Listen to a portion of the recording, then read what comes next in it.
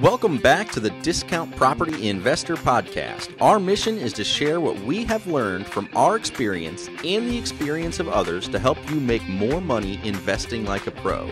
We want to teach you how to create wealth by investing in real estate the Discount Property Investor way.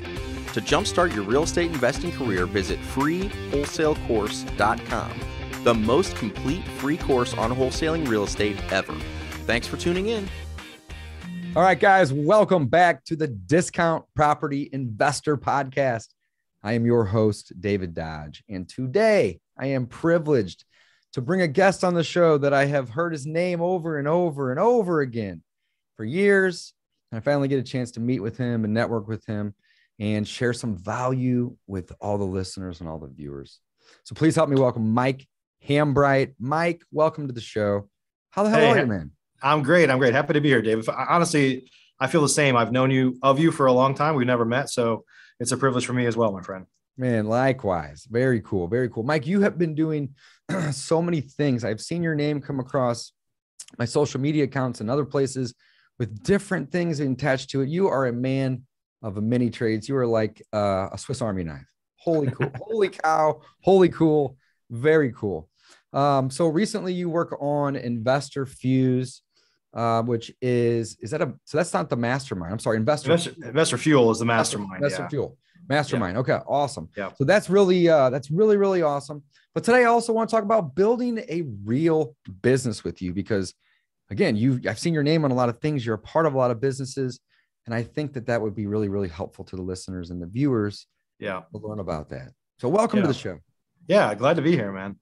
Yeah. I talk a lot about, what I say, and in a lot of different places my goal is to help people achieve financial freedom.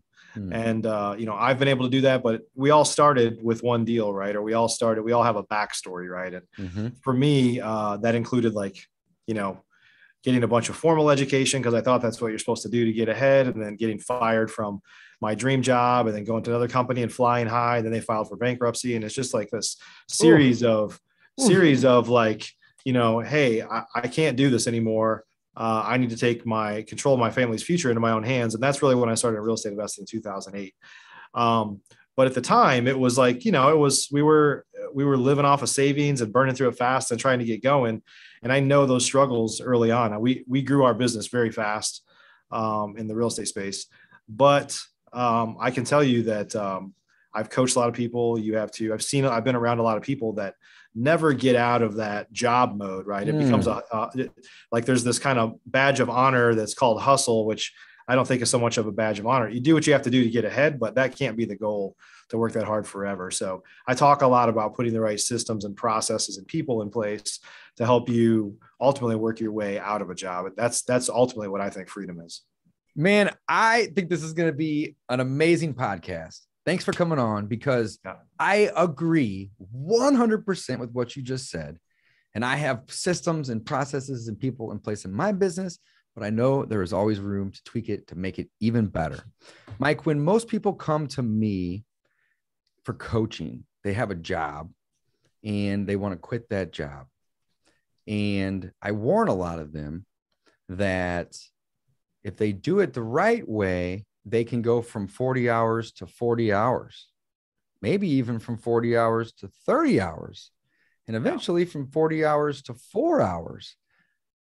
But what's going to probably happen is they're going to go from 40 hours to 70 hours. Most likely. They're not doing it right. So right. I love it. This is great. So what kind of things are you typically, doing to put in place to help prevent that from happening? So I think the biggest thing is mindset, right? Like a lot of people, if you kind of use that same person you just talked about, that's thinking about leaving a job. So there's really two people. They're thinking about it and they're going to do it, right? And so in my experience, and I'm always hesitant to tell people, I don't think I've ever told anybody, I think you should leave your job because that's scary for me. I don't want that burden on my shoulders, right? But the truth is a lot of people have that job as like a safety net. And unfortunately, I can't tell you how many students I've had or people I've been with over the years that they're thinking about leaving and then they start getting some stuff going and they get a promotion at work or something happens. And it's just like that job that just over broke, right? They just keep let me just raise it up a little bit to keep you here. And so I think the mindset stuff of people really being, they want it, but they're afraid to go after it. And so they kind of keep that safety net. And then unfortunately that safety net a lot of times doesn't allow them to run their business like a business. They can't answer the phone while they're at work. It's like, well, if you got leads coming in, somebody's got to answer that phone. Right. And I'm trying to go on an appointment. I set it for a couple of days from now on Saturday when I'm off. And it's just, that's not how you buy houses in this climate. Like distressed sellers are not going to wait for you to get off work. Right. They're ready. They need their problem solved. They don't care about your problems. Right. Yeah. And so that's what I've seen is a lot of people just don't treat it like a business. They don't. And sometimes because they can't go on appointments, like at the drop of a hat, if they need to, then they pull back on lead generation because like, well, what if I get in? They're almost like the proverbial dog that catches the bus. Like, what am I going to do if I catch it? You know? And so there's a bunch of issues. Really, it's around mindset, right? Of not treating that like a real business from the very beginning. And that's really the kiss of death from day one. I agree completely. Awesome. That was awesome, man.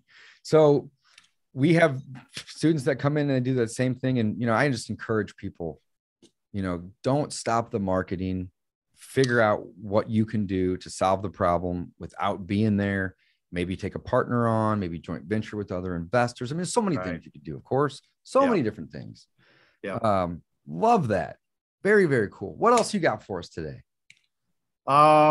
So we could talk about, how to kind of make that transition. Why don't we continue on that same? Yeah, let's continue on this. Absolutely. Right. So I think there's a bunch of people that I've heard that say, and they also a lot of times I'm kind of creating an avatar here of like what not to do. Right. Mm-hmm. So there's people that'll say, cause we're very big on goal planning. Like, what is it that you want to accomplish?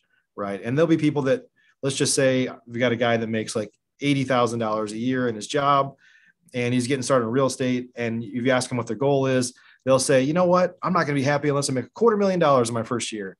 Ooh. And it's like, and on social media, you see all these people like that are doing amazing things. Of course, you never see the negative side. You often don't see the negative side of people's lives and businesses on social media because that's just not what they share. It's the highlight reel. But, that's all. It's definitely the highlight reel. Exactly. Oh yeah. But what I'm going to tell people is like set a realistic goal of the first goal really should be replacing your income, right? Because like you said, then you can go from 40 hours to 40 hours if you're used to working 40 hours. You can treat it like a job initially, but the goal is not to have a job, right? But you kind of have to go through that. So a lot of times I refer to Robert Kiyosaki's cash flow quadrant. And for those that aren't familiar, it's like a 2x2 matrix. And the upper left basically is you're an employee. That's the E box. And you work for somebody else. Like you trade your time for dollars. That's as simple as that. Then the next box is S, which is self-employed. And a lot of people in this industry, I mean, I would hesitate to say 80 to 90% are self-employed. They're not really business owners. Like the business owns them. Like they can't get out of what they do because if they do, the money stops, the music stops, the whole thing shuts down if you're not available. If you get sick, your family gets sick, you want to take a vacation, any of those things, everything stops. And so what happens? People don't take vacations. They just crank and hustle and work all weekend and all this stuff. And you're just, you still have a job. It's just, you also happen to be the employer. Right. And that's not the goal, but that's where a lot of people get stuck. And so a minute ago, we talked about getting out of that employee box. That's hard initially. And then people get stuck in the self-employed box. So then the upper right is the business owner box. And that's where you still are involved, but you have systems, you have people, you have processes in place. You could get things going, leave on vacation for a week or two, probably at least at a minimum. And the business will still run without you because you've brought people and you've bought your time back, right? You took some of your earnings and you plowed it into investing in people or systems or processes or whatever it might be that can allow the business to run without you having to be there that day or that week. Right. Yeah. Love that. And then you got the I box. That's right. Yeah. The lower right is the I box. That's where your money makes money, whether you sleep 24 hours a day or travel 365 days a year. That's where you're at. And that's where everybody, that's like, I talk about that because it's like, for me, it's like a roadmap, right? It's like, how do I get from E to S to B to I? And everybody has different goals. I mean, I think that's another thing that I've seen in all my time coaching, advising people. I primarily advise like professional investors now, not newbies, but there's still a lot of people that are stuck in that self-employed and that even the business owner box. And so I think a lot of folks, so for me, I have multiple businesses and So I have businesses in each of those stages. Like I have some startup type stuff that's in that S box where I'm doing more than I really ultimately want to, but I know it's temporary. And then I have some multifamily stuff that I do that's in the I box, that properties I've never even stepped foot on, or maybe one time, right? And a lot of my stuff tends to be in that B box. But I think rather than kind of educate people on where you should be, I think people just need to be aware that that exists, right? Like I feel like a lot of people jump into real estate, and some do very well, but they still get stuck, and they're just not aware of kind of where they are on that roadmap. And so they just continue doing what they're doing, hustling, thinking that if I work more, if I work harder, I'm going to get ahead. But if you're not aware of where you are on that path, a lot of times you're not moving forward. You're just spinning your wheels. Holy cow. I want to repeat what you just said. If you are not aware of where you are on that path, you're not going to get ahead. You're just spinning your wheels. Yes. I love that. That is exactly right, man. So let's recap what not to do. Don't stop marketing, right? If you can't run the appointments. That was the first topic that we talked about. Next, don't set those unrealistic expectations, guys. Your number one goal should be to replace your income. That was Mike's words, not mine. And I agree 100%. That should be your number one goal. And if you don't know where you're at, sometimes just being busy isn't going to be productive. Man, you're just dropping some nuggets on us today. I love it. This is awesome, man. Very cool.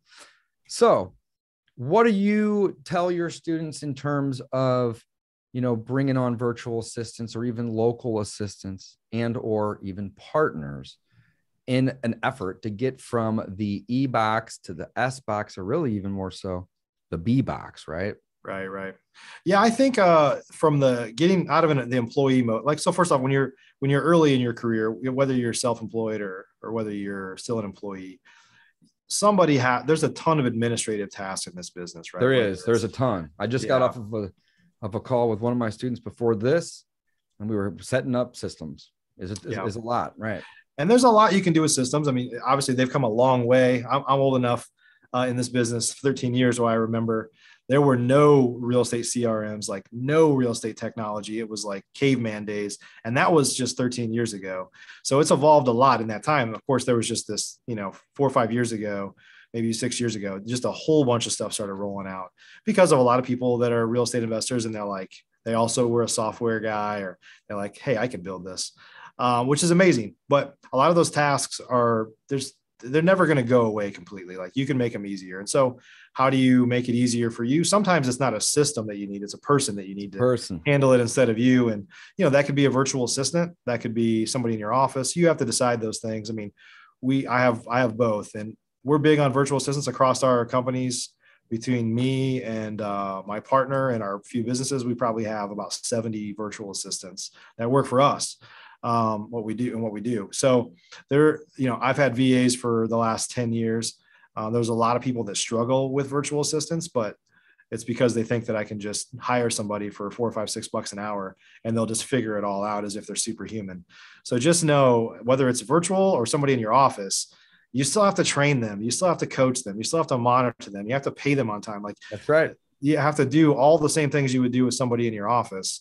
Probably even more so, because why would somebody halfway around the world understand our culture and our business unless they've been exposed to that, right? And so, but I think virtual assistants are a great way to ease into having an admin that is probably more cost effective than somebody, in your office.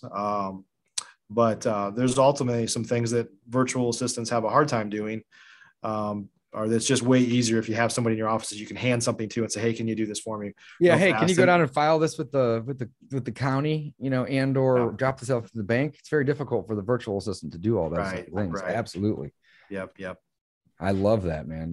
But I think that the key is, like, find administrative help to get the administrative tasks off of your plate. At the end of the day, like, those are generally entry-level tasks, right? So your time is worth more than that. And if you want to start buying your time back, think about the tasks you're having somebody do. Like, this is a $10 an hour thing. And it's like, well, is your time worth $10 an hour? And if it's worth more than that, then you shouldn't be doing a $10 an hour task as much as possible. Yeah, agreed. And there are some tasks that you can even have done for $4, $5, $6 an hour, like you had said earlier. Oh, no doubt. Yeah, absolutely. I love that, man. So that is the great way to get out of the E box. How do you get out of the S box? So what happens is a lot of real estate investors struggle initially, and they hustle hard, and they might be making more money than they made when they had the job, right? But what happens is you get to a point to where you think you have to do it your way. And so sometimes you don't advertise more. You don't raise your advertising up, your lead gen up, because you don't have time to go on appointments, when ultimately you don't want to be going on appointments anyway, right? I mean, unless you love it, you might love it. I actually love the acquisition side, but I just value my time more than that. I know that I can't scale my own time, right? And so you might love it, but eventually you've got to get out of that role if you want to have a business and not a job.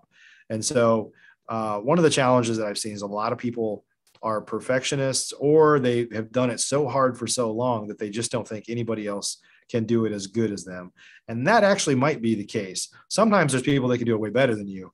And you just don't want to admit it, or you're just not aware yet. Yeah. But ultimately, if you want to scale your business, like you could be a solopreneur, taking your calls, going on appointments, doing all that to up to maybe 2 or 3 deals a month, but you're working hard. And you're on call 24/7. We talked about this on 2 or 3 podcasts ago, my partner Mike and I. Yeah, you kind of hit a ceiling at about 3 deals a month. Yeah. When you're doing all the acquisitions, all the marketing, all the appointments, all the offer making, all the follow-up, all the closing coordination, the signing, the buyer marketing. Oh man, the list goes on and on. Everything. Inevitably, you got to know, you're making decisions, if you're running your business that way, that are costing you money. For example, you don't raise up your advertising because you can't go on appointments. You stop your advertising because you're going on vacation in a couple of weeks and you don't want to have to deal with leads.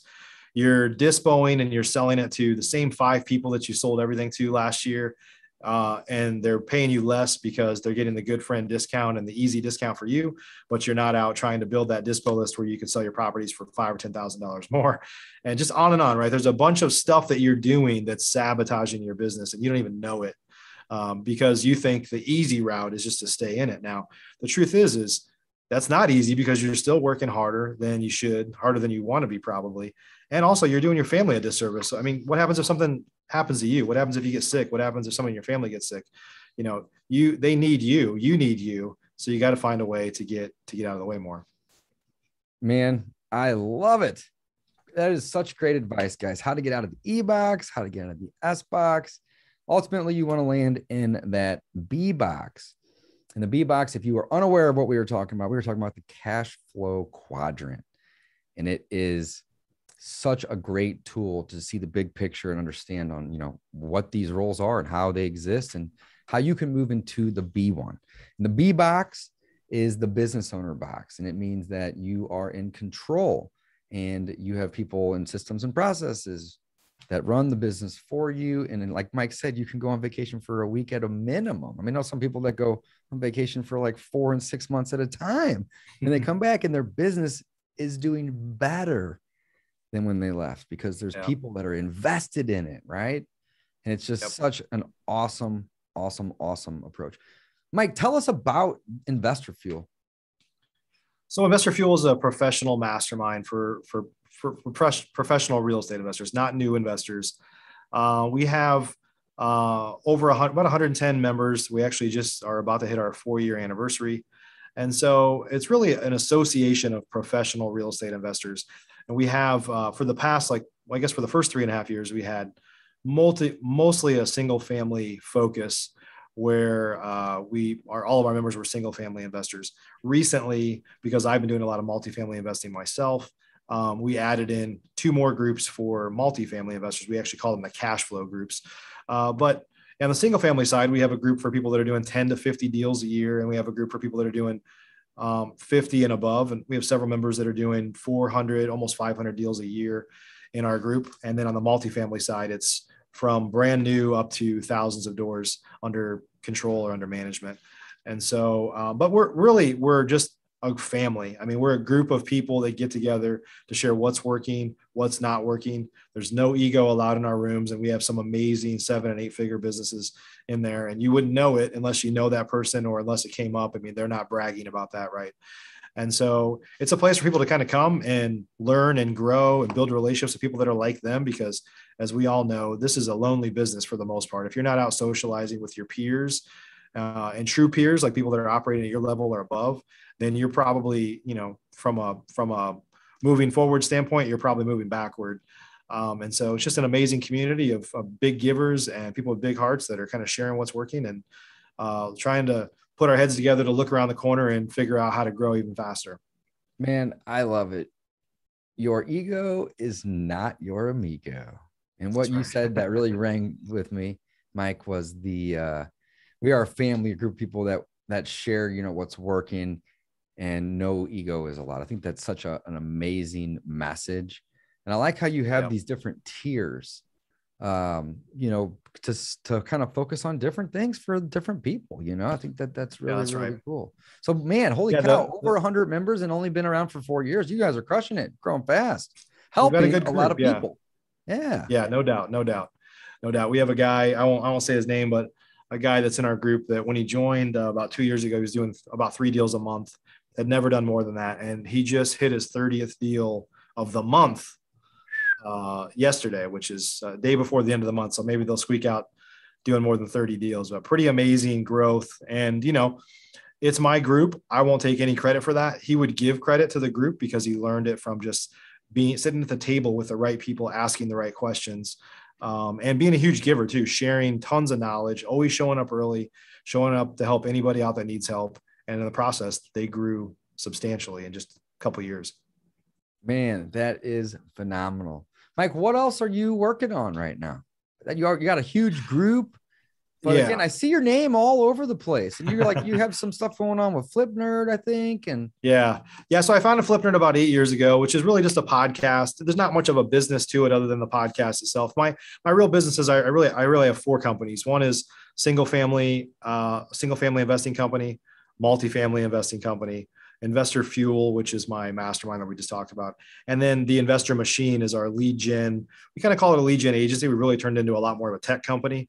But we use some very unique ways to get to data that's very, very hard to get to. The average person is not willing to get to it. And then we have kind of done for you lead generation from direct mail, skip tracing, a lot of other things that just literally you just pay your invoice every month and we make the phone ring. And so it's a pretty unique approach that nobody else is doing. Would be hard to replicate the way that we do it for sure.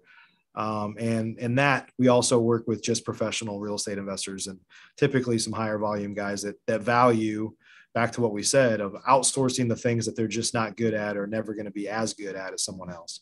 Mm-hmm. Man, I love it. You are a Swiss Army knife, my friend.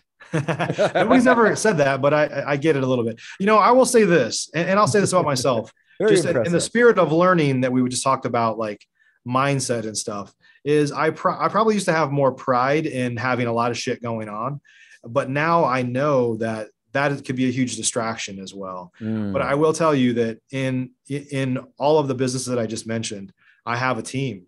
One of them, we have 70 employees. Like, we have a massive organization that is helping me do all that. I used to just try to do it all myself with a couple of people. And there are definitely times where I was just spinning my wheels and everything was getting diluted. And we're at a point now where I have really good people in all the spots that we need them in. And it allows me to focus on what I like to do, which is do podcasts, educate, network, sales and marketing type activities that I really love the most.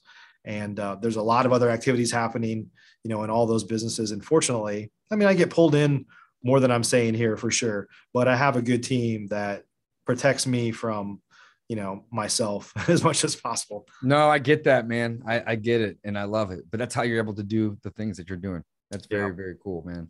Mike, do you have anything that you want to share, with the audience? We have a lot of individuals that are new to real estate investing that listen to the show. And we basically, the name of the show is the Discount Property Investor Podcast. And we focus on buying properties at a discount.